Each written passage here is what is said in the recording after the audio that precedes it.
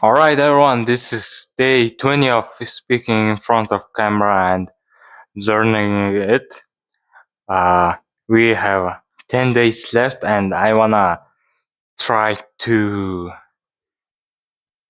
speak like more like a speaker, a person who gives a speech in front of everyone, not someone like saying and filler words, someone who uses filler words. I'm trying to reduce my filler words.